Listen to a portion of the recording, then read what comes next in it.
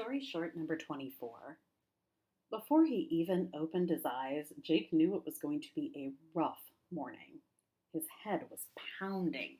His mouth was dry and his tongue tasted like he'd spent the last 8 hours sucking on a dirty sock. He could feel the hot morning sun on his face, showing red through his closed eyelids. He opened his eyes just a tiny bit, and he felt his stomach flip with nausea. Still half asleep, he stumbled to the bathroom. He was going to be sick. He spent the next 30 minutes vomiting a rainbow of half-digested alcohol until his stomach was empty and his head throbbed. Jake shuffled to the kitchen and made a cup of coffee. As he sipped it, he tried to remember what he'd done the night before.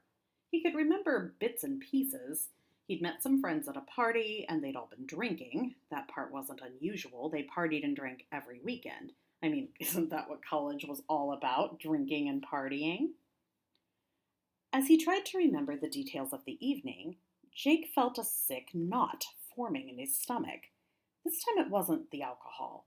Something had happened last night, something important, but he couldn't remember what it was.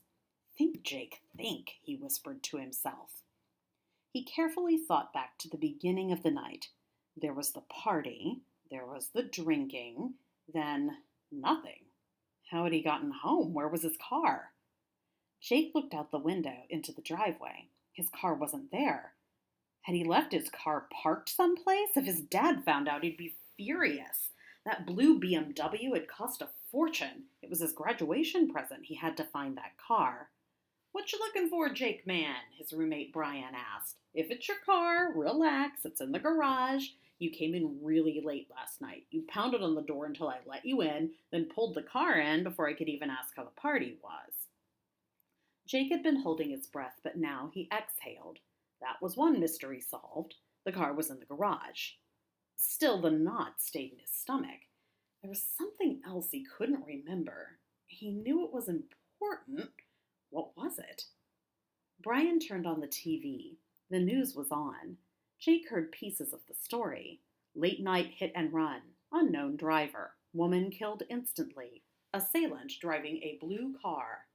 "Pretty messed up, right?" Brian called. "Some dude just ran over that lady, then left her there. Didn't even call 911.